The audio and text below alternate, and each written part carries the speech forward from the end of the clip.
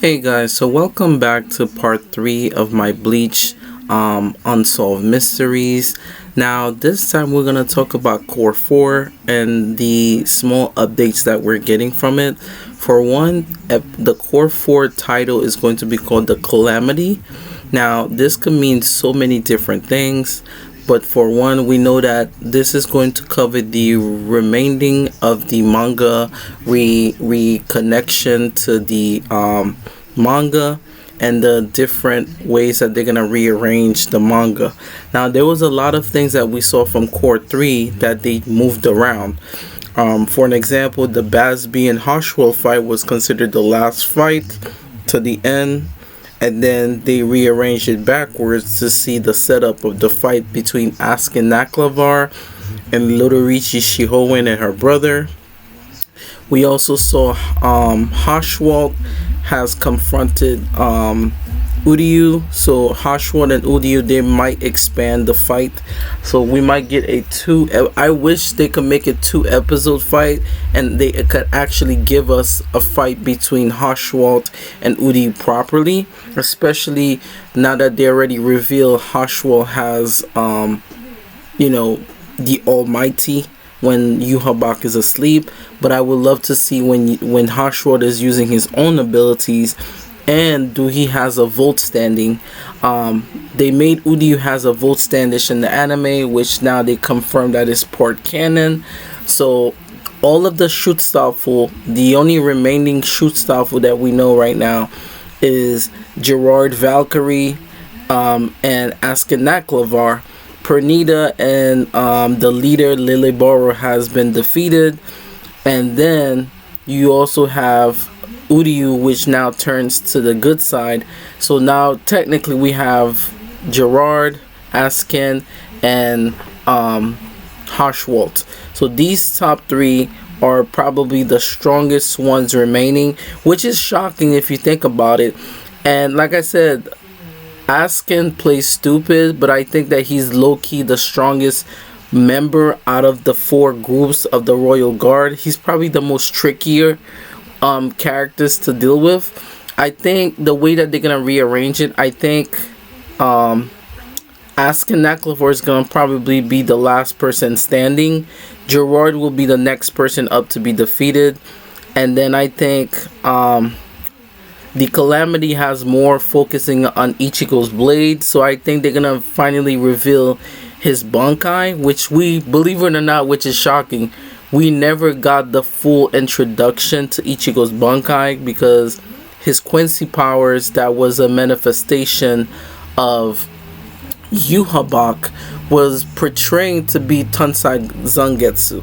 So there's a lot of things that's coming up for the Bleach that I think I'm so excited for, and I'm grateful that we're living in a time where anime is the core of comfort. With the state of the world and the political climate, I think it's good to turn back to your faith as well as things that you love to watch, which is anime.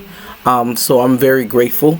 Like I said, for all the people that are out there that sometimes feels kind of lonely, I assure you that there's always the positive people in the world that cherish you and wish that you still exist and live on.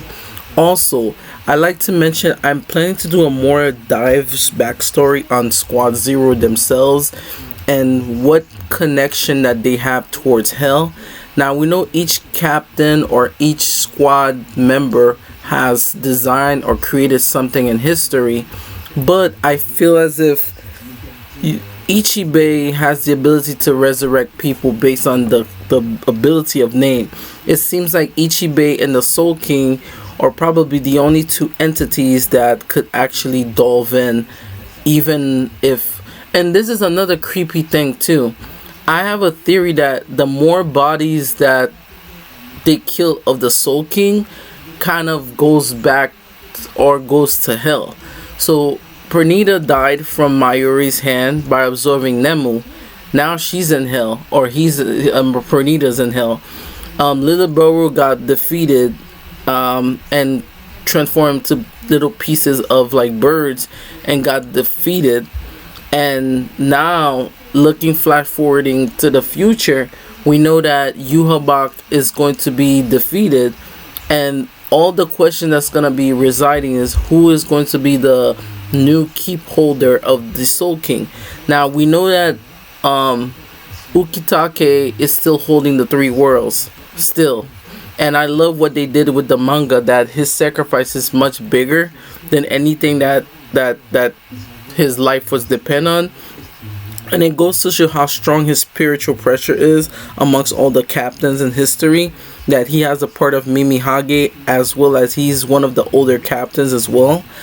I think they're gonna do something, and if I read it properly in the manga, Yuhabak became the Soul King at the end. So technically he got his wish, but not as you think it is.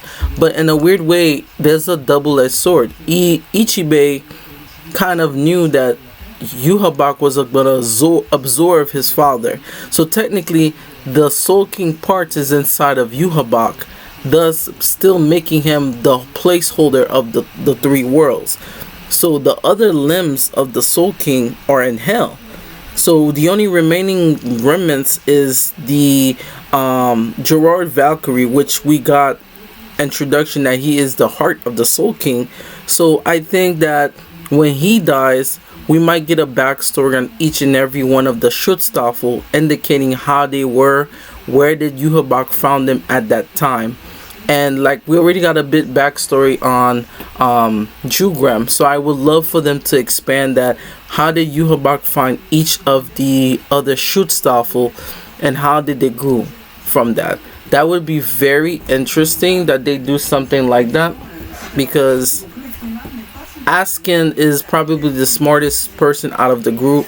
He knows so much lore of the Quincy history, and I can't wait to see what they're going to do with his character and what other evolution that they're going to give him to separate him from the rest. Furthermore, like I mentioned in my previous 2 videos, I think after the whole war, we might see a shift.